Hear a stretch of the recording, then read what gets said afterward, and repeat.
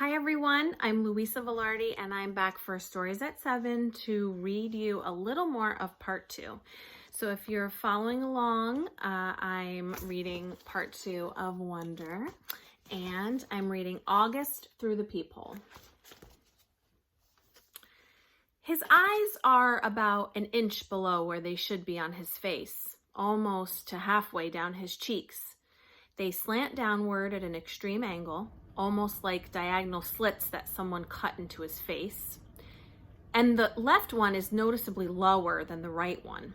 They bulge outward because his eye cavities are too shallow to accommodate them. The top eyelids are always halfway closed, like he's on the verge of sleeping.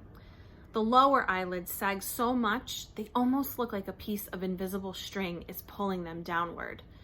You can see the red part on the inside, like they're almost inside out. He doesn't have eyebrows or eyelashes. His nose is disproportionately big for his face and kind of fleshy. His head is pinched in on the sides where the ears should be, like someone used giant pliers and crushed the middle part of his face. He doesn't have cheekbones. There are deep creases running down both sides of his nose to his mouth, which gives him a waxy appearance. Sometimes people assume he's been burned in a fire.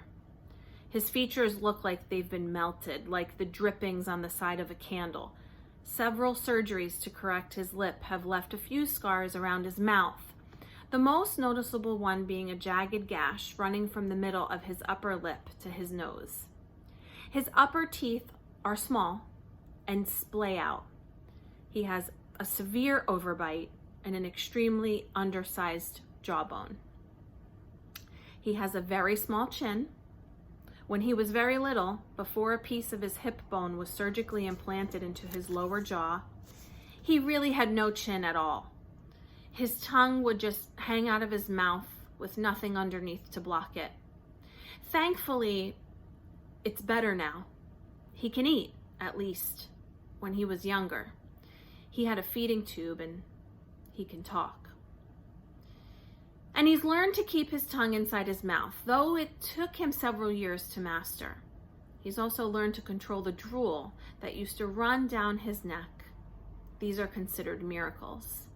When he was a baby, the doctors didn't think he'd live.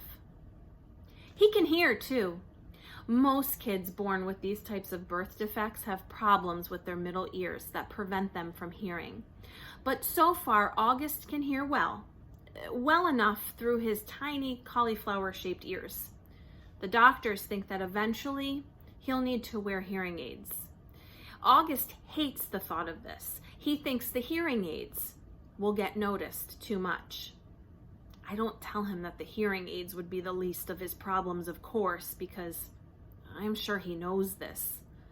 Then again, I'm not really sure what August knows or doesn't know, what he understands and doesn't understand. Does August see how other people see him, or has he gotten so good at pretending not to see that it doesn't bother him? Or does it bother him? When he looks in the mirror, does he see the Augie mom and dad see, or does he see the Augie everyone else sees?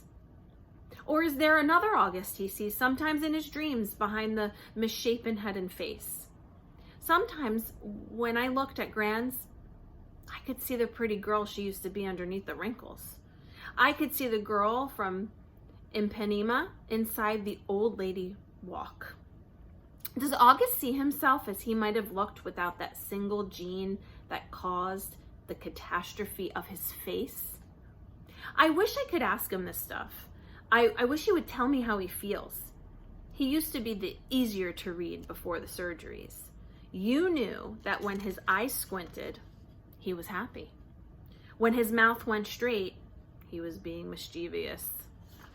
When his cheeks trembled, he was about to cry. He looks better now, no doubt about that, but the signs we used to gauge his moods are all gone. There are new ones, of course. Mom and Dad can read every single one, but I'm having trouble keeping up. And there's a part of me that doesn't want to keep trying.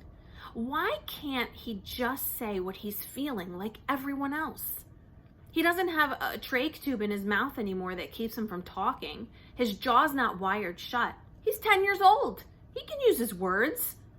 But when we circle around him like he's still a baby he used to be, we change plans. We go to plan B, interrupt conversations, go back on promises depending on his moods, his whims, his needs. That was fine when he was little, but he needs to grow up now. We need to let him, help him, make him grow up. Here's what I think. We've all spent so much time trying to make August think he's normal that he actually thinks he's normal. And the problem is, he's not. High school. What I always loved most about middle school was that it was separate and different from home. I could go there and be Olivia Pullman, not Via, which was my name at home. Via was what they called me in elementary school too. Back then, everyone knew all about us, of course. Mom used to pick me up after school, and August was always in the stroller. There weren't a lot of people who were equipped to babysit for Augie, so Mom and Dad brought him to all my class plays and concerts and recitals, all the school functions, the bake sales and the book fairs. My friends knew him. My friends' parents knew him.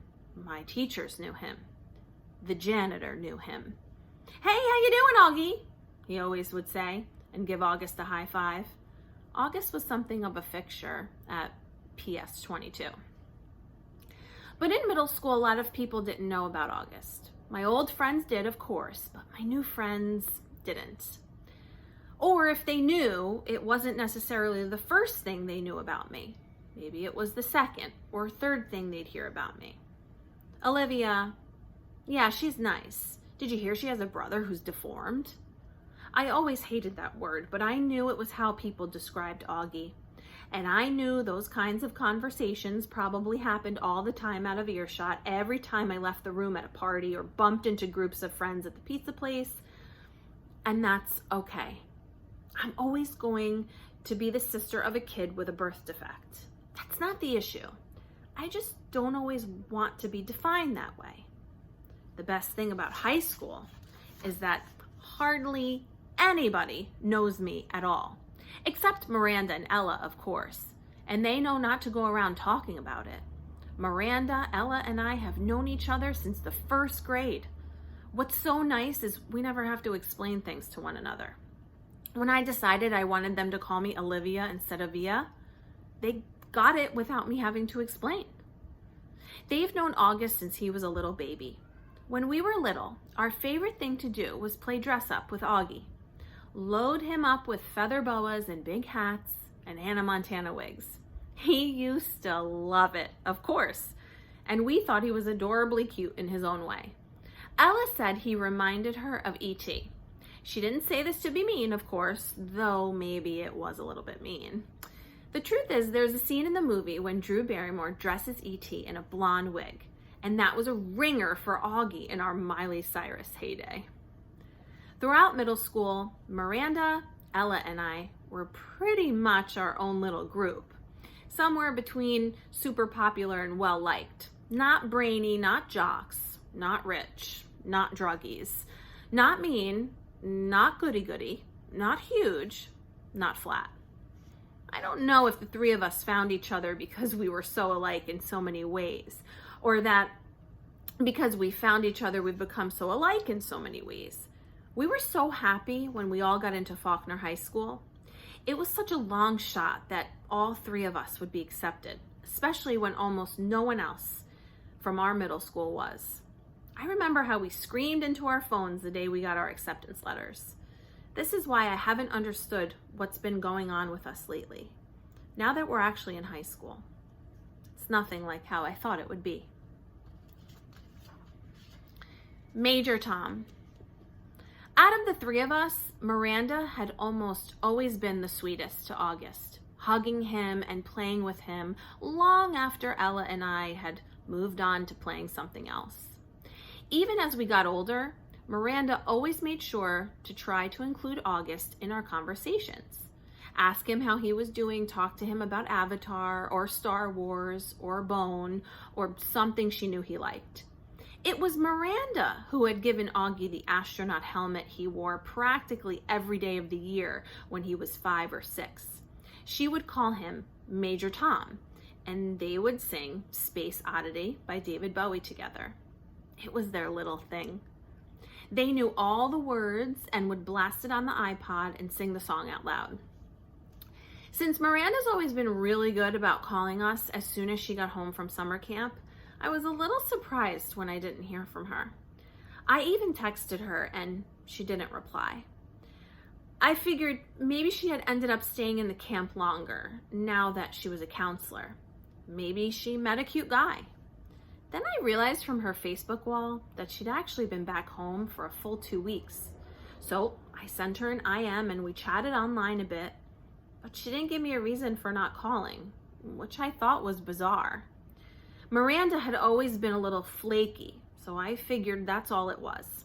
We made plans to meet downtown, but then I had to cancel because we were driving out to visit Tata and Papa for the weekend. So I ended up not seeing either Miranda or Ella until the first day of school. And I have to admit, I was shocked. Miranda looked so different. Her hair was cut in this super cute bob that she dyed bright pink, of all things, and she was wearing a striped tube top that A, seemed way inappropriate for school, and B, was totally not her usual style. Miranda had always been such a prude about clothes, and here she was all pink-haired and tube-topped. But it wasn't just the way she looked that was different. She was acting differently too. I can't say she wasn't nice, because she was, but she seemed kind of distant, like I was a casual friend. It was the weirdest thing in the world. At lunch, the three of us sat together like we always used to, but the dynamics had shifted. It was obvious to me that Ella and Miranda had gotten together a few times during the summer without me, though they never actually said it. I pretended not to be all upset while we talked, though I could feel my face getting hot, my smile being fake. Although Ella wasn't as over the top as Miranda, I noticed a change in her usual style too. It's like they had talked to each other beforehand about redoing their image at the new school, but hadn't bothered to clue me in. I admit, I had always thought I was above this kind of typical teenage pettiness, but I felt a lump in my throat throughout lunch. My voice quivered as I said, "See you later," when the bell rang. Thanks for reading along with me. Join me tomorrow night for more of part 2 in Wonder. Good night.